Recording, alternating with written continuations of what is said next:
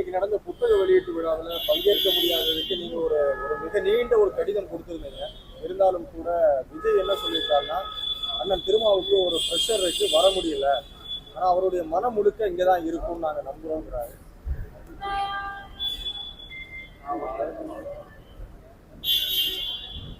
புரட்சியாளர் அம்பேத்கர் அவர்களின் நினைவு நாளான இன்று எல்லோருக்குமான தலைவர் அம்பேத்கர் என்கிற நூல் விகடன் பதிப்பகத்தாரால் வெளியிடப்பட்டிருக்கிறது. அந்த நூலை தமிழக வெற்றி கழகத்தின் தலைவர் திரு விஜய் அவர்கள் வெளியிட்டு புரட்சியாளர் அம்பேத்கர் அவர்களை பற்றி பேசியிருப்பது அம்பேத்கரின் கொள்கைகளை பின்பற்றக்கூடியவன் என்கிற முறையில் எனக்கும் என்னை போன்றவர்களுக்கும் மகிழ்ச்சி அளிக்கக்கூடிய ஒன்று. புரட்சியாளர் அம்பேத்கர் அவர்கள் அனைவருக்குமானவர் என்று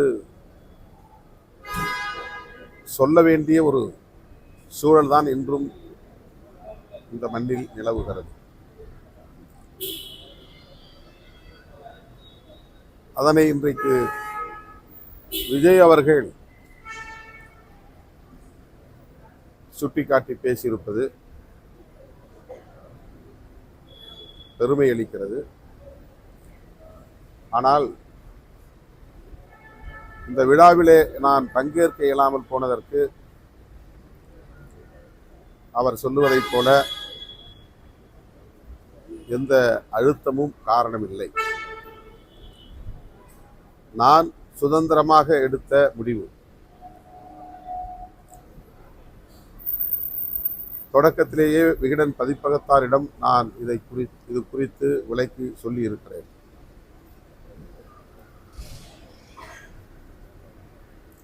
திரு விஜய் அவர்களும் நானும் ஒரே மேடையில் நூல் வெளியீட்டு விழாவிலே பங்கேற்கிற சூழல் எழுந்தால்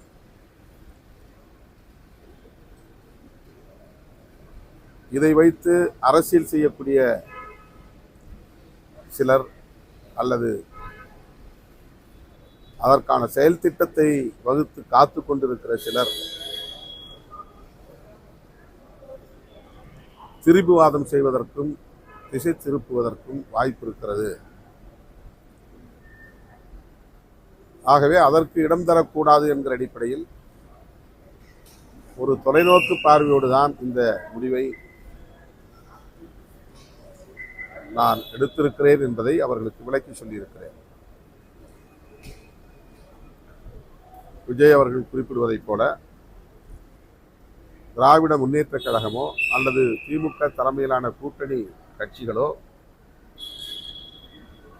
எந்த அழுத்தமும் தரவில்லை. அவ்வாறு அழுத்தத்திற்கு பணிந்து இணங்கி முடிவெடுக்க இயலாமல் தேங்கி நிற்கிற நிலையில் விடுதலை சிறுத்தைகள் இல்லை அல்லது திருமாவளவன் இல்லை.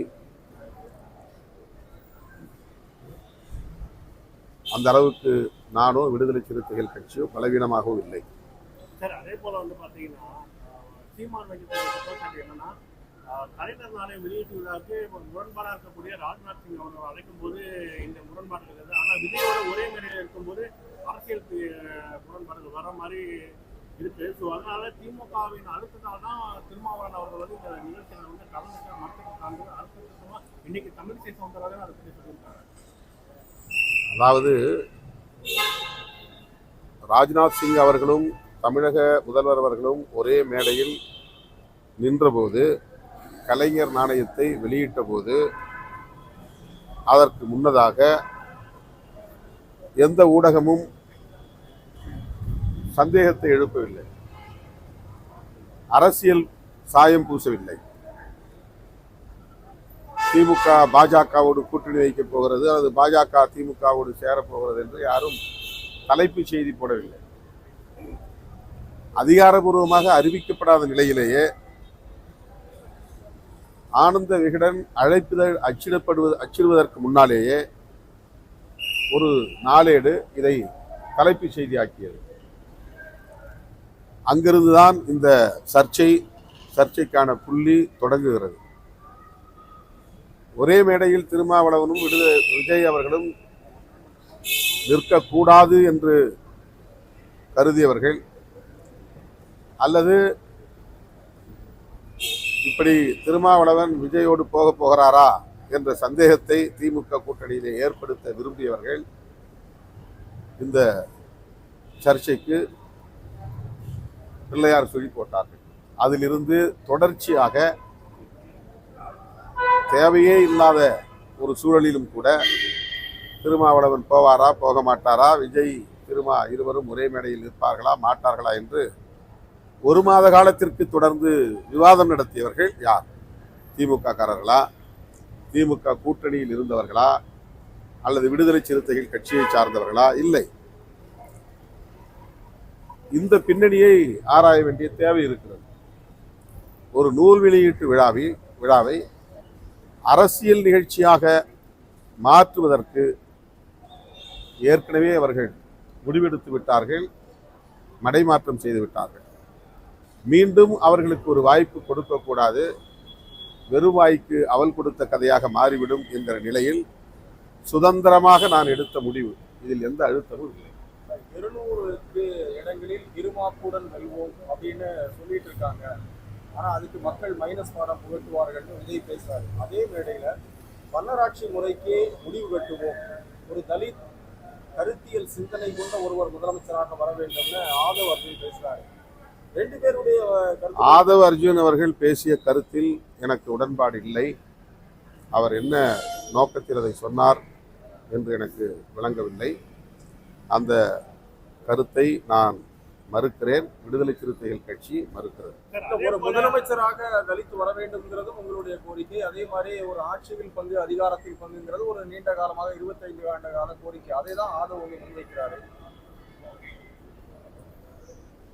அதாவது நம்முடைய கொள்கை சாதி ஒழிப்பு. ஆனால் உடனடியாக அது சாத்தியமா என்றால் இல்லை. அதே போல நம்முடைய கொள்கை சமத்துவம். ஆனால் உடனடியாக அது சாத்தியமா என்றால் இல்லை. அதுபோல எளிய மக்களுக்கு அதிகாரம் வேண்டும் என்பது நம்முடைய கொள்கை, நம்முடைய நிலைப்பாடு, நம்முடைய விருப்பம், நம்முடைய வேட்கை. ஆனால் அது உடனடியாக சாத்தியமா என்றால் அதற்கான சூழல் தமிழகத்தில் இன்னும் கனியவில்லை என்பது என்னுடைய கருத்து. நாங்கள் ஏற்கனவே அந்த நிலைப்பாட்டை கொண்டிருக்கிறோம் என்பது உண்மைதான். 25 ஆண்டுகளுக்கு முன்னரே இதை நான் மேடைகளில் ஓப்பனார் அவர்களை வைத்துக் கொண்டு பேசியிருக்கிறேன். ஆனால் இன்னும் தமிழகத்தில் அதற்கான சூழல் உருவாகவில்லை என்பதுதான் யதார்த்தமான உண்மை. எனவே ஒரு இலக்கை நோக்கி நாம் பயணிக்கிற போது சாத்தியக்கூறுகளையும் கணக்கில் எடுத்துக்கொண்டுதான் திட்டமிட முடியும். நம்முடைய நோக்கம் என்னவாக வேண்டுமானாலும் இருக்கலாம். ஆனால் நடைமுறை சிக்கல்களை எவ்வாறு எதிர்கொண்டு அவற்றை நிறைவேற்றுவது, அந்த இலக்கை எட்டுவது என்பதில் நாம் வகுக்கிற புத்தியை பொறுத்துதான் அது அமையும். இப்போது ஆதவ அர்ஜுன் அவர்கள் சொல்லுவது நாங்கள் சொல்லுகிற அதே, அதாவது விடுதலை சிறுத்தைகள் தொடக்க காலத்தில் சொல்லுகிற அதே கருத்து தான் என்றாலும் கூட இன்றைய சூழலில் அது பொருத்தமில்லாதது என்பதை ஏற்கனவே நான் பதிவு செய்கிறேன். ஆதவ் அர்ஜுன் மீது நடவடிக்கை எடுக்கப்படும் கடந்த முறையே சொல்லியிருக்கீங்க. இந்த முறையும் அந்த மாதிரியான நடவடிக்கையோ விளக்கம் கேட்கப்படுமா, இல்லை உறுதியான நடவடிக்கை? கட்டாயமாக உயர்நிலைக் குழுவில் ஏற்கனவே நாங்கள் விவாதித்தபடி அவருக்கு விளக்கம் கேட்டு நாங்கள் நோட்டீஸ் அனுப்புவோம். அவர் கட்சியில் முக்கியமான ஒரு பொறுப்பில் இருக்கிறார். ஒரு முன்னணி பொறுப்பு, அது துணை பொதுச் செயலாளர் என்பது. எடுத்தேன் கவித்தேன் என்று ஒரு நிலைப்பாட்டை நாம் இதுவரையில் யார் மீதும் எடுத்ததில்லை. ஆகவே கட்சியின் முன்னணி தோழர்களோடு கலந்து பேசி கட்சியின் கட்டுப்பாட்டை கேள்விக்குள்ளாக்கக்கூடிய வகையில் ஆதவ் அவர்கள் பேசி வருகிறார் என்கிற ஒரு நிலையில் உயர்நிலைக் குழுவிலே ஏற்கனவே நாங்கள் விவாதித்தபடி அறிக்கை அனுப்புவோம். அண்ணன் திருமாவளவன் இந்த நிகழ்ச்சிக்கு வராவிட்டாலும் கூட அவருடைய மனசு முழுக்க இங்கதான் இருக்கும்னு விஜய் பேசியிருக்காரு. உங்க மனசு அங்கதான் இருந்ததா? அவருடைய மனசு மேடையில் இல்லை, என்னை நோக்கியே இருந்திருக்கிறது என்று மட்டும் நான் புரிந்து கொள்ள முடிகிறது. அவர் அங்கே இருந்தாலும் நான் எங்கே இருக்கிறேன் என்று அவர் எண்ணிக்கொண்டே இருந்திருக்கிறார். அந்த நிகழ்ச்சியில் நான் கலந்து கொள்ளவில்லை என்பது அவருக்கு வருத்தம், ஒரு ஆதங்கம். அதனால் அவர் அவ்வாறு சொல்லியிருக்கிறார். மற்றபடி எனக்கு எந்த நெருடலும் இல்லை. நான் சுதந்திரமாக எடுத்த முடிவு, கட்சியின் நலன் கருதி, கூட்டணியின் நலன் கருதி, சனாதன சக்திகளின் சூழ்ச்சிக்கு பலியாகாமல் இருக்க வேண்டும் என்கிற உறுதிப்பாட்டோடு எடுத்த முடிவு. அதே போல இந்த வேங்கை வயல் விஷயத்துல தற்பொழுது வரைய திராவிடம் பேசக்கூடிய அரசு அந்த விஷயத்துல எந்த ஒரு நடவடிக்கையும் எடுக்கவில்லை அப்படின்ற மாதிரி சொல்லியிருக்காரு. அதே போல நேற்று பாத்தீங்கன்னா இந்த பல்லாவரம் பகுதியில் விஷயத்துல 3 நபர்கள் இறந்திருக்காங்க. அதுல அமைச்சர் ராம்மோகன் மக்கள் மீது தான் குடியிருப்பது போன்ற ஒரு குற்றச்சாட்டு மக்கள் மீதே திருப்பியிருக்காரு. ஆனா இது பாத்தீங்கன்னா முழுக்க நிர்வாகத்தோட செயல் சொல்லிட்டு அண்ணாமலை எடப்பாடி வேங்கவேல் பிரச்சனையை பொறுத்தவரையில் விடுதலை சிறுத்தைகள் கட்சி அடுத்தடுத்து பல போராட்டங்களை நடத்தியிருக்கிறது. தமிழக அரசுக்கு அது குறித்த கோரிக்கையை வைத்திருக்கிறது, அழுத்தம் கொடுத்திருக்கிறது. அதன் பிறகுதான் வழக்கமான போலீஸ் விசாரணை இல்லாமல் சிபிசிஐடி விசாரணைக்கு அது மாற்றப்பட்டது. சிபிசிஐடி விசாரணையில் என்ன முன்னேற்றம் ஏற்பட்டிருக்கிறது என்பது குறித்து நாங்கள் முதல்வரிடத்தில் கேட்டிருக்கிறோம். அதில் சில தேக்கம் உள்ளதை எங்களுக்கு விளக்கியிருக்கிறார்கள். அதை மூடி மறைக்க வேண்டிய, குற்றவாளிகளை காப்பாற்ற வேண்டிய தேவை திமுகவுக்கோ அல்லது தமிழ்நாடு அரசுக்கோ இல்லை என்பதை எங்களிடத்தில் அதிகாரிகள் விளக்கியிருக்கிறார்கள். விடுதலை சிறுத்தைகள் மட்டும் இன்றி எல்லா கட்சியினரும் அதை பேச வேண்டும் என்பதுதான் எங்களுடைய எதிர்பார்ப்பும் கூட. வேங்கவேல் பிரச்சனை பற்றி விஜய் பேசுகிறார் என்றால் அதை வரவேற்க நாங்கள் கடமைப்பட்டிருக்கிறோம். ஆனால் அதிமுகவோ அல்லது வேறு எதிர்க்கட்சிகளோ வேங்கவேல் பிரச்சனையில் ஏன் குற்றவாளிகளை கைது செய்யவில்லை என்று எந்த போராட்டங்களையும் அவர்கள் எடுக்கவில்லை. திருமாவளவன் ஏன் இன்னும் அங்கே ஒட்டி கொண்டிருக்கிறார் என்று மட்டும்தான் கேள்வி எழுப்புகிறார்கள். அதாவது வேங்கவேல் பிரச்சனையில் குற்றவாளி ஏன் கைது செய்யப்படவில்லை என்பதெல்லாம் அவர்களுக்கு கவலை இல்லை. வேங்கவேல் பிரச்சனையில் யாரும் கைது செய்யப்படவில்லை என்றால் திருமாவளவன் மட்டும்தான் கவலைப்பட வேண்டும், திருமாவளவன் மட்டும்தான் ஆத்திரப்பட வேண்டும், திருமாவளவன் அந்த கூட்டணியிலிருந்து வெளியே வர வேண்டும் என்ற ஒரு பொது கருத்து இங்கே உருவாகியிருக்கிறது. வேங்கவேல் பிரச்சனை மனிதாபிமானத்திற்கு எதிரானது. அதை கண்டிக்கவும் அதை எதிர்த்து போராடவும் அதிமுகவுக்கு பொறுப்பு இல்லையா அல்லது இதர எதிர்க்கட்சிகளுக்கு பொறுப்பு இல்லையா? அவர்கள் யார் எங்கே போராட்டம் நடத்தியிருக்கிறார்கள்? அவர்கள் ஏன் போராட்டம் நடத்தவில்லை என்று யாரும் ஏன் கேள்வி எழுப்பவில்லை? திருமாவளவன் ஏன் அங்கே ஒட்டி கொண்டிருக்கிறார் என்று மட்டும் கேள்வி எழுப்புகிறார்கள். ஆக அவர்கள் நோக்கம் குற்றவாளிகள் கைது செய்யப்பட வேண்டும் என்பதில்லை. திமுக கூட்டணியிலிருந்து திருமாவளவன் வெளியேற வேண்டும், அதற்கு இது ஒரு சாக்கு. இதை ஒரு குற்றச்சாட்டாகத்தான் முன்வைக்கிறார்கள். அதுபோல் இல்லாமல் உண்மையிலேயே வேங்கவேலில் பாதிக்கப்பட்ட மக்களுக்கு நீதி கிடைக்க வேண்டும் என்று விஜய் அவர்கள் குரல் கொடுப்பாரையானால் அதை நாங்கள் வரவேற்க கடமைப்பட்டோம்.